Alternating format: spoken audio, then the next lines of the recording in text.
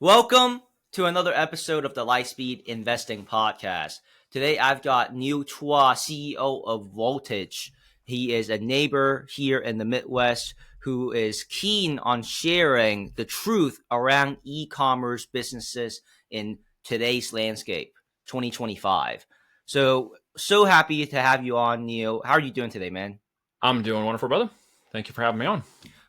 Yeah, I feel like e-commerce and just the topic between, utilizing Amazon or Shopify of all those things have to me, at least to me, always been a big question mark because I'm not in this Yeah. space. So I'm super excited to demyth and debunk some common misconceptions and to let people know how this business and industry actually works through Yeah. your experience and your success. Yeah, man.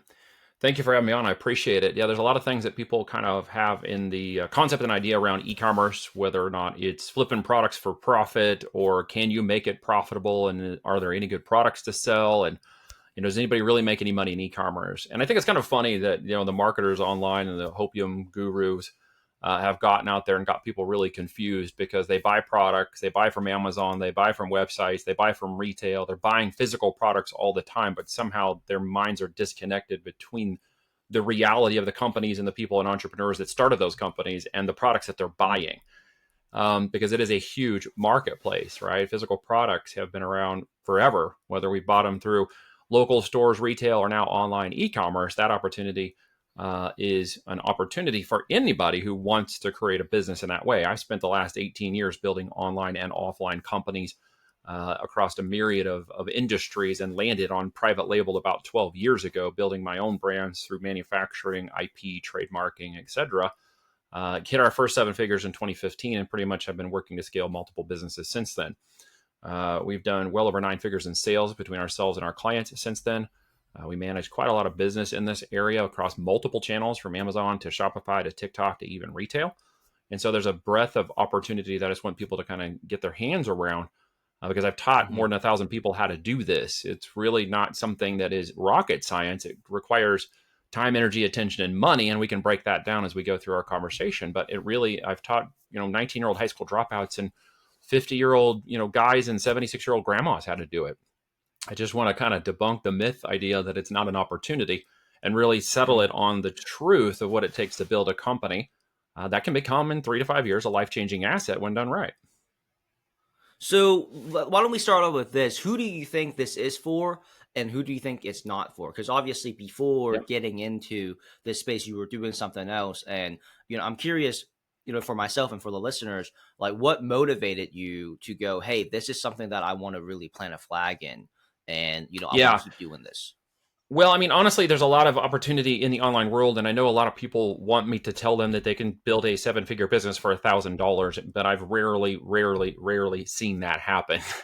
What is typically the case is that, you can get started with a course or a program, but ultimately you're going to have to really understand the fundamentals of the business. And any business fundamentals have to do with understanding what your product or service are, who you're selling it to, how much money you can make, and of course, the pitfalls of what kind of products or brands or service you create.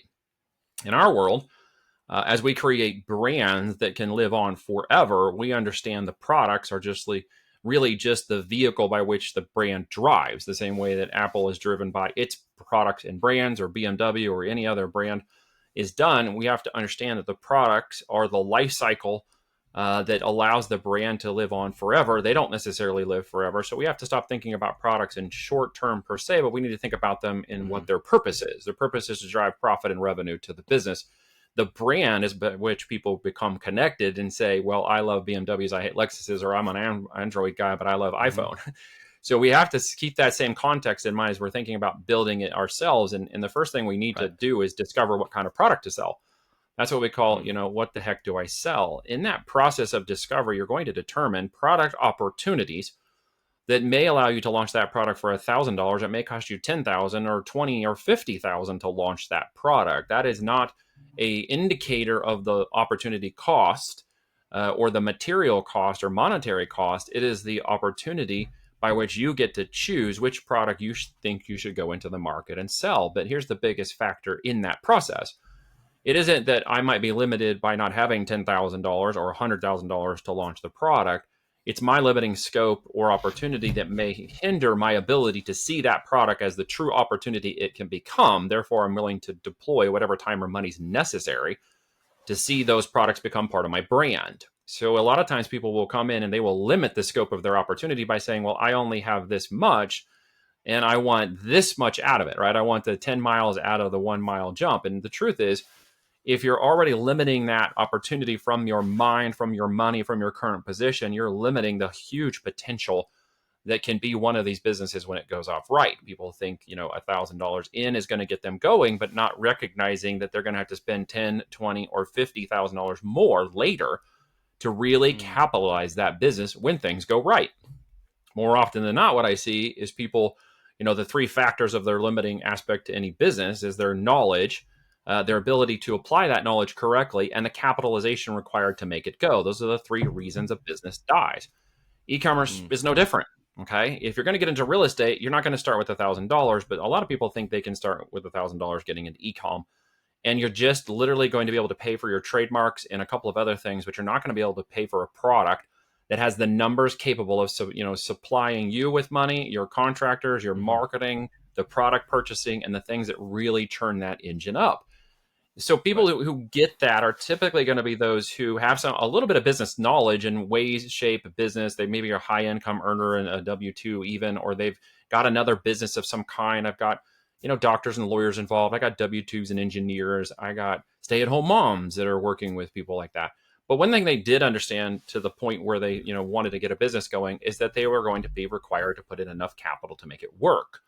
If you come with that understanding, you're off to the right start to fix one of the three problems. The next one is to make sure that we understand the opportunity of the numbers that we're talking about. And that means that we need to look at the market. We need to analyze data. We need to see the market opportunity. We need to discover who wants to buy that product and hopefully discover how much we might be able to get from them in the market if we sell one of those products ourselves.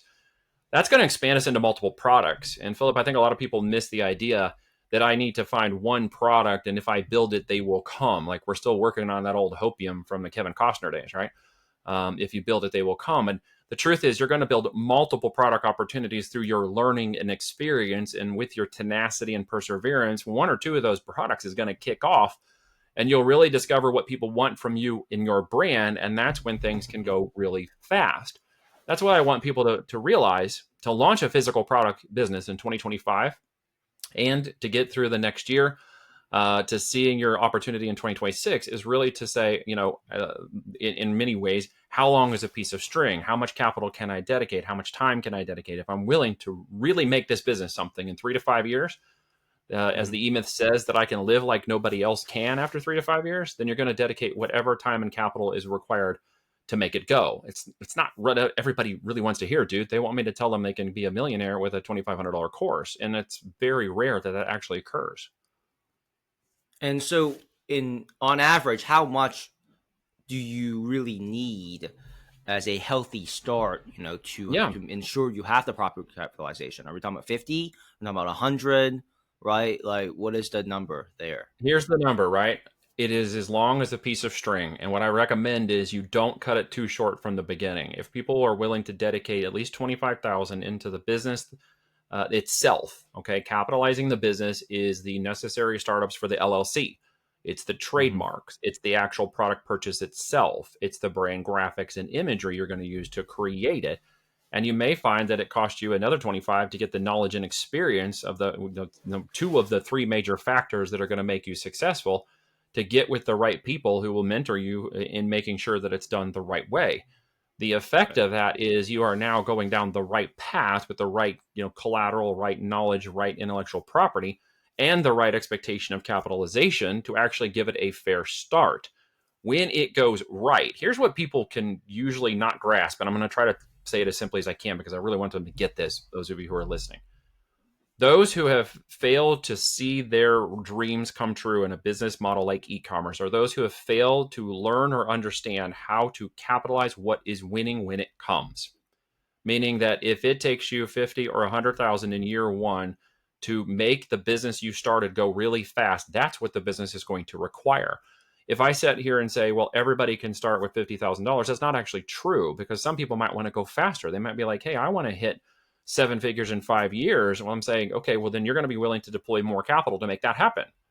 Because the truth is, you're going to capitalize a physical inventory. You're going to purchase product out of your cash or assets or otherwise. And that asset is going to be worth 5 to 10 times what you paid for it. You just have to make sure that it's selling in the market. But don't deploy capital into a product until it proves yourself. So we will take smaller amounts of risk capital and deploy it into product tests 1, 2, 3, 4, and 5. And then we will let the data tell us where the brand is going to be taken by which products. Right? So we want to make sure that we're not falling into this trap that 1 or 2 products that don't sell at the speed or velocity of my hope, my dreams, my whatever, my vision board, means the whole thing is a failure. All right. If you can take this to the right understanding, you could be like Daniel, who did this, came in. He was a theologian with a golf course management degree when he started with us, had no real experience at ecom, but he was willing to deploy the time and money required to actually get that business off and going. And let's be honest about what happened here. He spent 75 grand to get his business to a place that in the first 45 days after he launched, it was making nearly 75 grand a month. Okay. Now it took him 9 months to get that launched. Why? Because, well, he decided to come in on a very difficult time in the product launch period of our country in the last 20 years. And that was 2020, when supply chain and a lot of products were taking a long time to get to market. But he knew this is where he wanted to go, and he was willing to do the right level of risk and opportunity. And we showed him how to put the whole thing together, and he followed our process, and he went one-on-one with us to launch the product. Fast forward, it's now 5 years. He just is closing on a letter of intent for $29 million for that business. It's shot past 15 plus million a year in sales in the last 5 years. And he became a perfect case study of deploying the right time, energy, attention, and money to see the right outcome. Now, in all fairness, for those of you who are listening, did some people start within that time frame, just like Daniel, and not make it to that success? Absolutely, man. Absolutely. I can lead 10 horses to a water, but I can't make all of them drink. I can't make all of them dedicate the right time. I can't make them all do the work. I can't make them deploy the right capital or even see the opportunity for what it is from my vantage point, which I know it can be, but they have to be willing to accept and learn and take ownership in their own business to see those risks and rewards come true. When they can grapple that, they could be a Daniel, they could be a David Kircher, who just hit, just 425,000 in sales in his first year. They could be a David LeBlanc, who's now doing 10 million a year. When he first came to me, in the 6 months he started before he reached us, he was about to quit the whole thing. And in 3 to 4 years, he's now on track to do 10 million a year. What are those guys and gals doing differently than others did not? They applied the right effort, the right expectations. They got away from the myths, and they just went to work. They did the process, and they deployed the capital. When it came time to deploy more capital, they were all in to deploy more capital because the business needed to be fed, and so they've done it. So is it for everybody? No. Is starting a business for everybody? Not necessarily. Because you need to have their level of success mindset. That wasn't because I'm a life coach, dude, and we got on and was like, here, I want to motivate you. They were tenacious. They needed a road path. They needed another way out. They needed something to change where they were. They needed to get off their hell island, and they needed to get to heaven island. And we were in the rowboat that helped them get there and avoid the sharks on the way. So it sounds to me like this is certainly not for your beginners. There's, if you're more seasoned in business, you have some kind of savings set aside to invest, right? And you're kind of a risk taker. This is probably the better fit for you, right? Like what exactly don't mistake what I is said, the right? appeal? These guys were absolute beginners. They had no experience in e-commerce, whatever.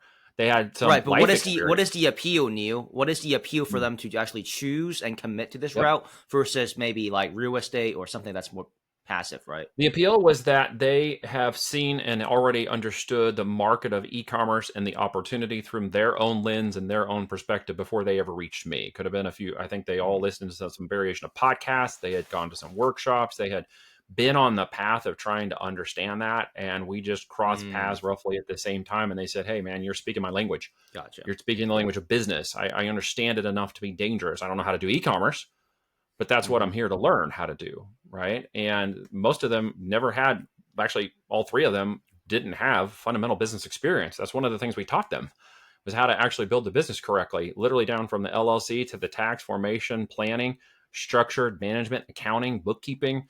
Like, we taught them how to build a business and then showed them how to leverage an e-commerce opportunity with it. But the innate desire to do something through e-commerce and physical products, I think, is the first starting point, right? It wasn't like they were just entrepreneurs Oh looking yeah. for an opportunity. They were a bit more gung-ho and narrow focus, and hey, I want to do something specifically in the e-commerce space. And I think Well, they had that's come to really that like one of, conclusion, right? They had been involved or done other things. Like Daniel's wife was mm, involved in a MLM that they've been in for a long time. Only he didn't do any of the gotcha. business. David was Okay. in other properties, real estate and stuff, and said, "Hey, ecom could be a thing for me." So I've got Okay. a number of people who've kind of floated through different opportunities, only to realize they felt like the ecom one, through their Hmm. research, matched up more of their aptitude, more of their skill set, more of their intent, their life goals, their things, that they wanted to do, and it made more Awesome. sense. They weren't. I didn't No, convince them. that's a really important point to convey to the audience right now. For Yes. you, when you're teaching these key concepts, you mentioned the importance of brand, right? Because Yes. the brand is what keeps you coming back, right? Yeah, that's right. And so in the fundamental concept of business, right? Number one thing is, what is also your offer? Because if you Yeah, don't it's have the a good unique selling offer, position. Yeah. right? Yeah, because you can have the world's greatest offer, right? And you can still have the world's worst salesperson selling that offer. You can probably still get it to sell because the offer inherently is such a great offer, right? So I'm curious It for is. you, when you put the blend of importance of branding, and now you need to find the right products, okay, to sell accordingly under that brand. What are some Hmm. criteria that you use to make sure that you have that right offering alongside Yeah. that right branding, so you are really putting a dent in the marketplace? Well, I mean, what the heck to sell is the biggest question everybody has, right? And they want Yep. to, here, I'll give you a couple ideas. I don't mind sharing because I'm a brand builder. I've Yeah. got 12 brands. We just went through a large acquisition. Like, you guys, you're okay to learn what I know. Okay. Yeah. The Lottie Dottie company is big on Amazon, big on retail. I'm actually wearing the shirt right now. This is a company that we just acquired for around 7.5 million. They have a Okay. multi e-commerce retail channel of outlet, and it is in the arts and crafts and supply place, and has become a Okay. very well-known brand for its chalk markers and business area around that, arts and craft supplies, acrylic markers, and other things. You guys can check them out on Amazon. Go to retailer at TJ Maxx, Hobby Lobby, and everywhere else. We've also looked, and that was the business that we acquired because it had a large brand presence already established, and it really needed additional channels of direct to consumer marketing. And that's one of the reasons why we acquired it, because we're going to take our expertise in online marketing and really expand it a lot farther than it's been able to go. The owner's done very, very well. His arms were just stretched as far as he could go. But in the process, we've actually, in 12 years of doing this, I've done this with 1,000 people. We have so much data from products and information. We built our own data set. We call it the Cayman Data Intelligence Engine.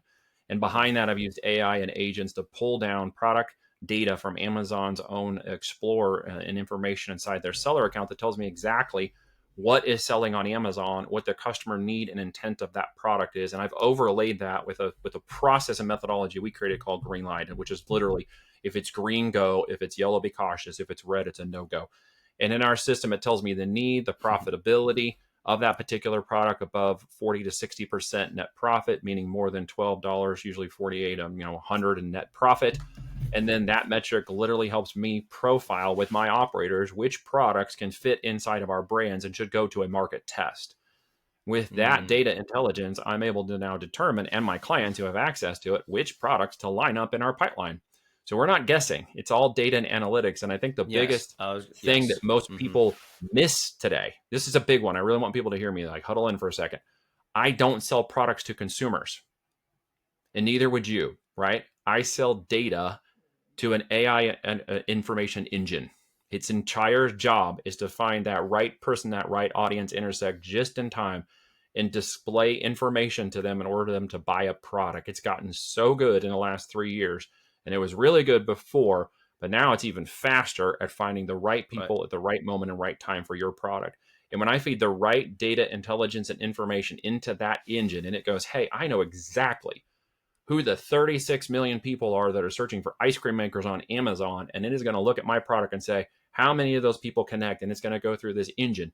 And inside that big platform where I start Mm. my incubation of that brand, because there's 200 million people who are doing clickety click click 6,000 times a minute. Okay.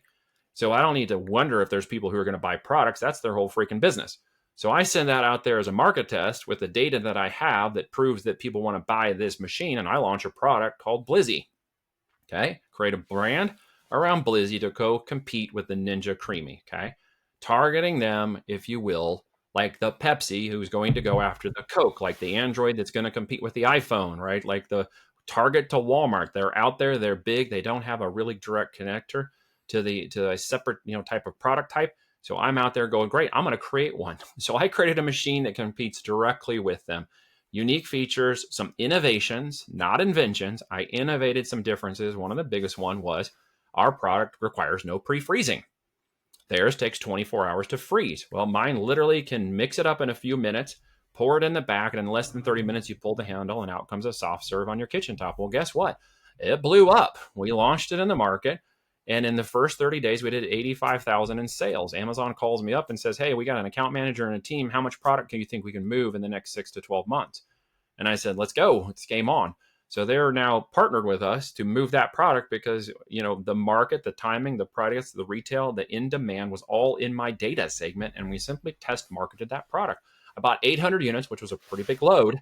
Okay. Keep in mind, 800 units, put about 125,000 in capital into that brand launch.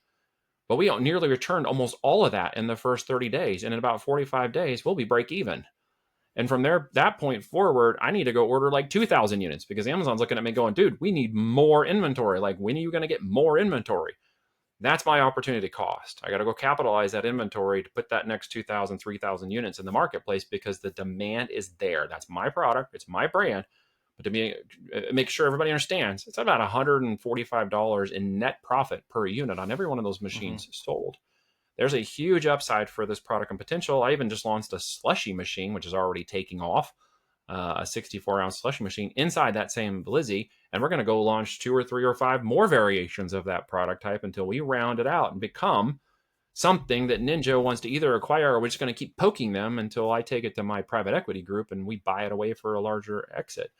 So the end result is that data, that product, that profitability is what we're after, that market, that customer need, that segment. It's in the engines, people. I'm not direct to marketing that yet. The engines are doing that. It's looking at it and going, we got a competitor. You got the opportunity. Like, let's put them together. And it's doing so much of that for me, which is more than I think a lot of people really understand at this point. I love that. So at this point, I mean, if I'm hearing you correctly, you have a lot of reference points that you utilize, right? Especially through data and these AI engines, right, so to speak. Now, in terms of when you come to certain crossroads where you need to make decisions, it could go either way. I'm curious, who do you go to for your counsel, right? Or maybe a trusted board of committee. Absolutely. Right? Let's talk about mentorship for a second, right? Because you've been in this game for let's do that. 12 years. I'm not an island into my. Yeah, go ahead. Sorry. No, well, I was going to say, I mean, talking about mentorship, I mean, you've been in this game for 12 years. So obviously you've learned a couple of things, but more importantly, if you have someone to accelerate that learning, right, it always allows you to be even more successful. So I'm kind of curious at this stage, where would you go to if you ever run into something? Yeah, man. Well, 18 years in business, I made a lot of connections. The last 12 years, that connections expanded more directly into the e-commerce to channel, the retail and online, as well as offline marketplace. I met a gentleman because one of my first products, I was up feeding my daughter at 4 a.m, one of my 4 daughters. And it was really late. Up comes this infomercial. I see this product type. It was as seen on TV. It's kind of funny, right? So we're up looking at this and I'm a dad and I'm thinking, oh, maybe I should buy one of those. And I realized, dummy, I could sell one of those. So the next day I called my partner, Reed Larson. He and I have been together for about 12 years. He's one of those people who I seek counsel with.